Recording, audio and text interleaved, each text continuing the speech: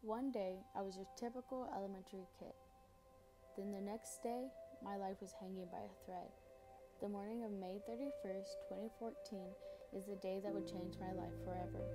I have never experienced anything to this day that has impacted me in such a significant way. I believe that one should live life to the fullest and no one should take life for granted because one day you will be dead. On field day, an elementary kid's favorite day, I woke up with both of my eyes swollen shut and a dreadful headache. I convinced my mom and myself that I was okay and that I should still attend the field day. However, the moment I stepped onto the field and the sun hit my face, a wave of pain and discomfort ran through my body. I was minutes away from passing out. My mom took me to my pediatrician and she recommended that my mom take me to the hospital as soon as possible.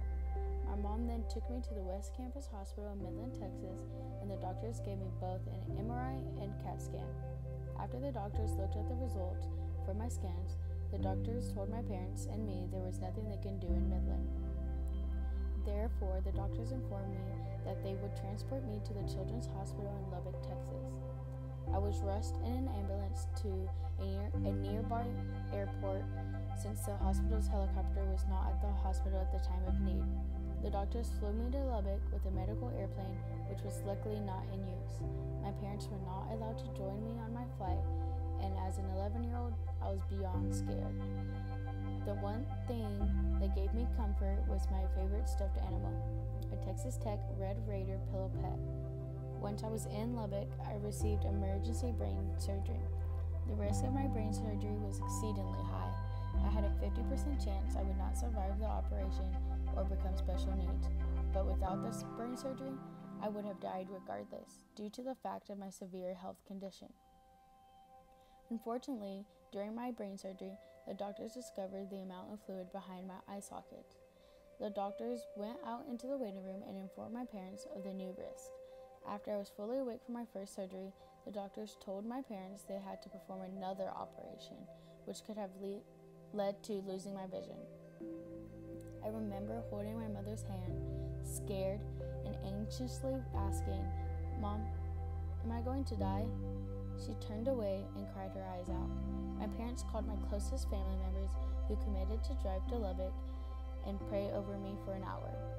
Being so young, I did not fully understand the severity of the situation and was confused by everyone in my hospital room.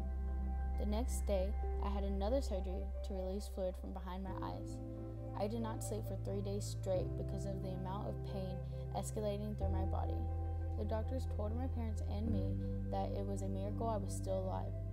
After 2 successful surgeries, my friends took a trip to come to see me in the hospital, and it was the happiest I had been in a long time.